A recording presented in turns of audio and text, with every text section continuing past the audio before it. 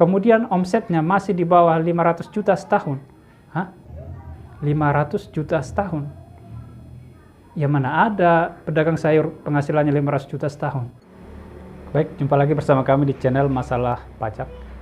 Mungkin Bapak Ibu punya kartu seperti ini ya. Ini adalah KTP dan ini adalah NPWP.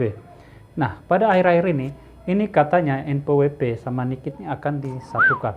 Nah, bagaimana caranya apabila NPWP atau KTP ini akan dijadikan NPWP?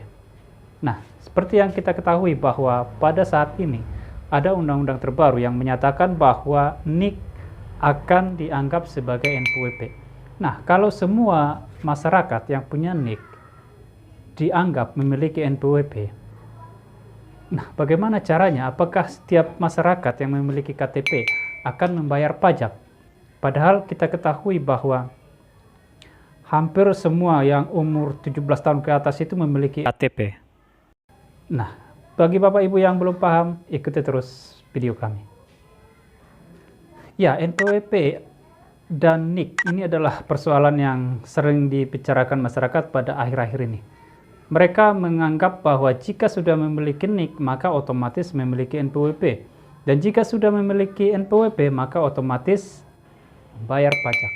Nah, ini yang ditakutkan oleh masyarakat. Padahal ceritanya bukan seperti itu. Itu adalah cerita yang bisa dikatakan tidak berdasarkan fakta atau tidak berdasarkan bukti atau tidak berdasarkan undang-undang.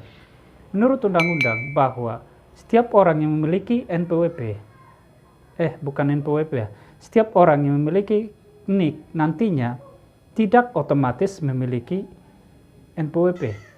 Artinya ketika dia memiliki KTP, tidak otomatis langsung dijadikan NPWP.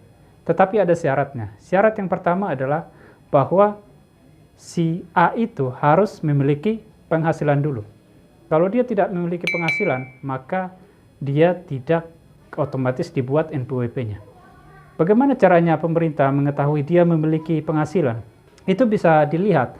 Misalnya kalau dia seorang karyawan, kemudian tadinya dia belum memiliki NPWP. Nah, dari situ sudah kelihatan bahwa perusahaannya sudah melaporkan penghasilan dia setiap bulan.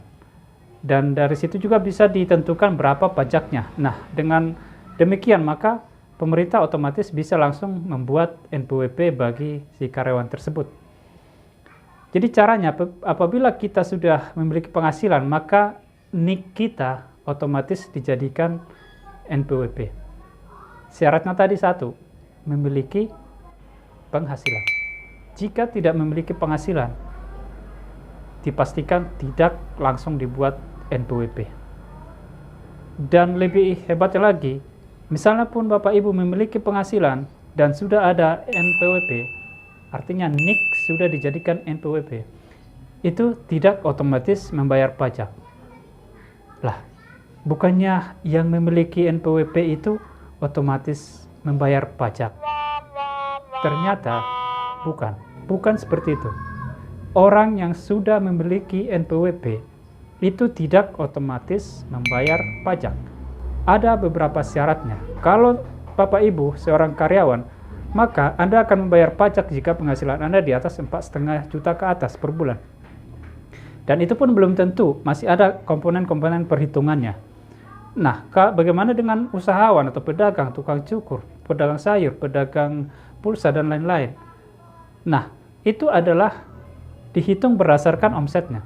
Jadi jika seorang pedagang sayur, jika sudah memiliki NPWP, kemudian omsetnya masih di bawah 500 juta setahun. 500 juta setahun? Ya mana ada pedagang sayur penghasilannya 500 juta setahun. Nah, jika memang belum punya omset 500 juta setahun, maka penghasilannya adalah ini, gratis. Jadi pemerintah itu sangat baik. Jadi jika Anda tukang cukur, punya NPWP, kemudian penghasilan Anda hanya 100 juta setahun, maka Anda gratis, tidak ada membayar pajak. Jadi ini yang perlu kita pahami. Jangan langsung melihat atau menyetujui apa yang dikatakan oleh tetangga sebelah atau teman kita di grup WA, karena pemerintah sangat peduli dengan masyarakat miskin. Jadi ketika penghasilan kita masih di bawah 500 juta, kita gratis pajak. Tapi ketika penghasilan kita sudah di atas 500 juta per tahun, maka kita hanya bayar berapa? 0,5%. Dari omset kita yang di atas 500 tadi. Jadi misalnya omset kita 600 juta setahun, maka yang dibayar pajak adalah selisih 500 jutanya, itu 100 juta. 100 juta kali 0,5%. Itulah pajak kita. Itu saja kesempatan ini, mudah-mudahan Bapak Ibu sudah paham dan tidak langsung curiga ataupun langsung mengatakan pemerintah tidak pro rakyat. Mereka sangat pro rakyat.